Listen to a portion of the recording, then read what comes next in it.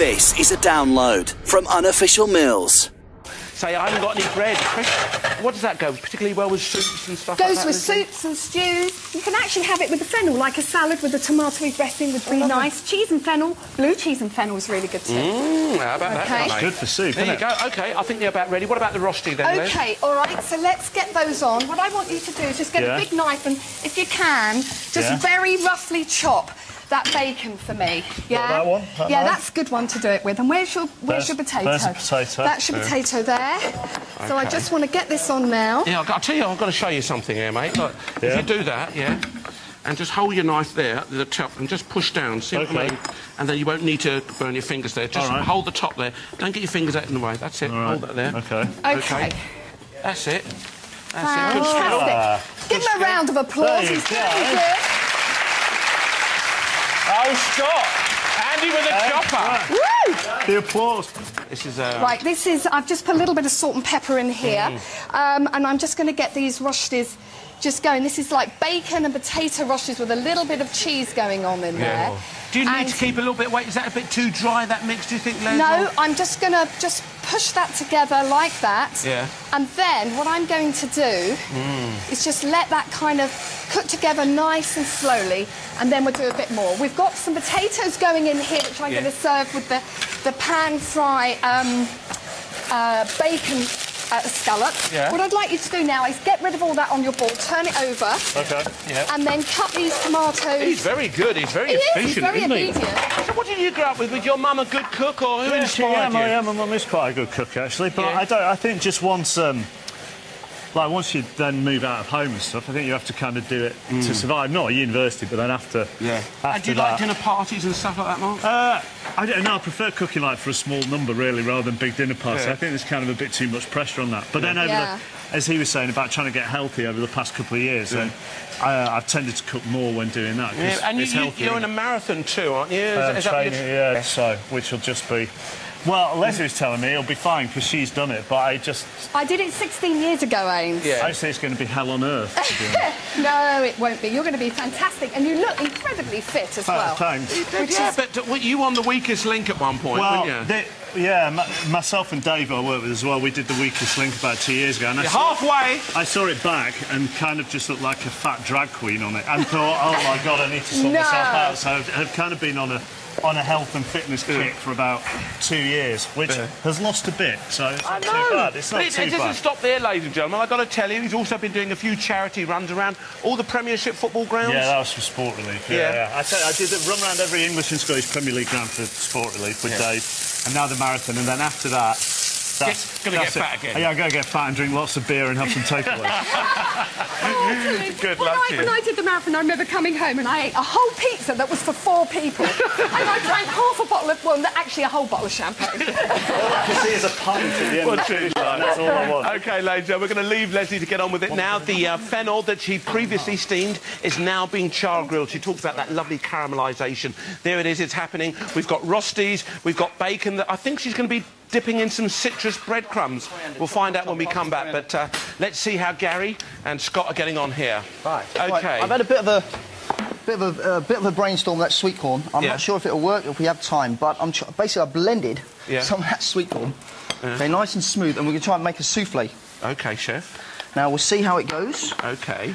But basically, I've got egg whites, a little bit of arrowroot, just to try and help it hold, and a blended sweet corn. Now, that sweet corn, it will be nice and sweet. Wow, that's a good idea, isn't it? Sweet corn souffle. I don't know if it's going to work. Yeah, don't worry, chef. Get it in there. Let's get that in the oven. All right, you've got about 8 minutes now. There we are. The half fillet. That's lovely.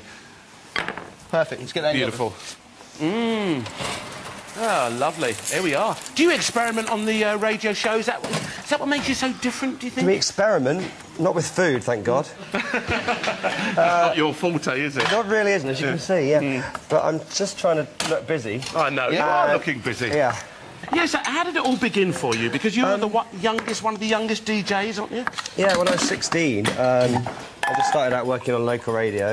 It's something I always wanted to do since I can remember, really.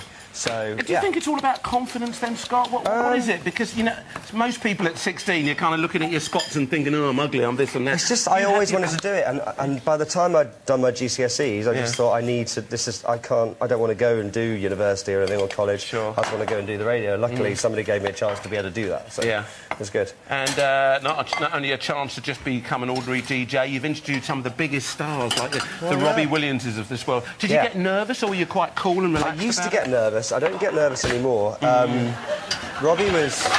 I don't know what they're laughing at. They're laughing at something. No, nothing. It's all OK. I don't really get nervous. Robbie was a good one because we had kind of an exclusive interview with him, and I was just me and him in a room for 2 hours, which was great. And how long ago was that? That's about a year ago. All right, and what about the future? Well, we're just enjoying doing our show at the moment.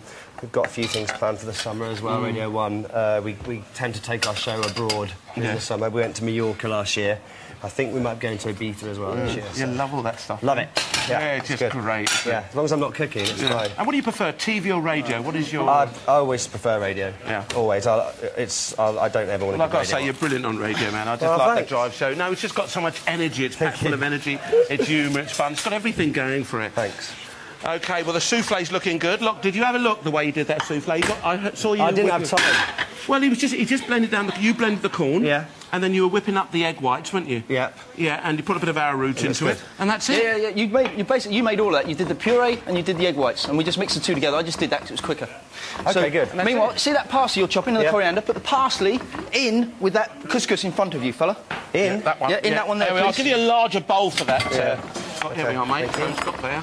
That's got that. That's it. Is this chopped? Do you think this is chopped enough? I think so. Let's just give you a little bit of a... There you are. Oh, I see. See, I cut my fingers off. No, but it's all experience, only because I've been doing it for years. Yeah. You know what I mean? OK, I think that's it, nice and rough. Right. And then, do you want some citrus in there, chef, or what? Yeah, absolutely. It'd be nice. Lime or lemon? Lemon, please, fella. More? Yeah, a bit of lemon in there. That'd be lovely. OK, you've got about 5 minutes to go. Ooh. Here we are. Right, you grate a little bit, just the yellow bit, and then you cut it in half and squeeze half the lemon juice on there.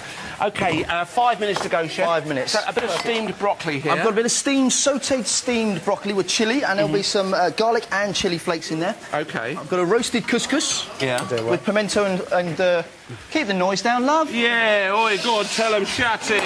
Well, I'm trying to talk over here. Yeah. Trying to concentrate. And then we got a curry with the haddock. So OK, chef. and then we've got a souffle going on in the oven, which will be last minute. All of this good. Any tips and that you've got? Stir. Any tips for the old couscous, chef? Is it something that you might use in your restaurant? Yeah, I roast it, like I say, olive oil, just to sort of get it a bit of a nutty flavour. That's really important before you start adding your stock. And then I added fish stock to that, so... All right, then, all coming together beautifully. And tell us briefly about the haddock. We've got a variety of haddocks here. I've got roasted and I've got curry. Because I did the souffle off the wall, so I thought I'd drop one. Go on, have a go at him. What's he making all that noise for? You Shut tell up. him. Yeah. Trying to concentrate. A busy kitchen is a noisy kitchen.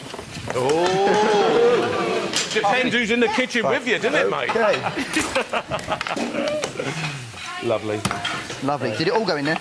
Pretty much. All right, then. And these are a bit more flavour going on. So we've got really lovely herby couscous there.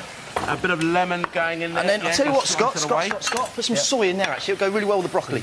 Some soy sauce in there. There, my man. Thank you. OK, lovely. That's all coming together. Yeah. All right, we've got the couscous. Vibrant colours there.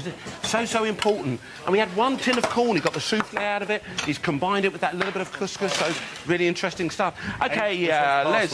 Parsley. There we are, mate. There we are. Leaf parsley. And some chives, please. And some chives. There we are. There. Nice one. OK, give us the bowl. I got that there. You chop up. OK. Oh, lovely. All right, then. All right, bit of bread. Bit of bread. Oh, now. OK. Well, That's the old rosti. OK. Is he scary? Yeah. Is he really... In a nice way, but... OK. It needs you want to get on with it, I didn't know, you? yeah. Did you get bossed about at home in the kitchen? I get bossed about everywhere, it feels Oh. I'm going for the lovely. sympathy vote now, Scott, I decided. And what was it like becoming a dad? Did you... how many years ago was that? 3 years ago? 5 years ago. 5, right, yeah. Oh, yeah, so... brilliant. Brilliant. Just the best thing in the world, isn't it? Oh, well, I think it's fantastic. Mine are teenagers now, but when they start to follow football as well, Yeah. Does that help? That makes you so proud. Lovely. Oh, the wine's out. Brilliant. Oh, no, would you like a glass of wine? Oh, yeah, can I have a glass of red wine? Yeah, of course you can, my man. And so you're keen on sport because we know you do the Italian football and Do the Italian football on 5. which is good. And and a big Manchester United fan, hence why I wanted the red kitchen. That's Yeah, Oh, right I thought it was just to be with me. And to be right. Yeah, if you support Celtic, you'll be fine down there, or Plymouth Argyle. One or the others. We don't mind that. So, yeah. OK, just under 2 minutes now, guys. And, of course, you're big cricket fans. Any chance of us seeing you on Five presenting the cricket? Five do the cricket as well, so that'd be nice. Yeah, I do bits of cricket for the Times and also for the ECB, go out and do the pitch stuff at half-time and all that. So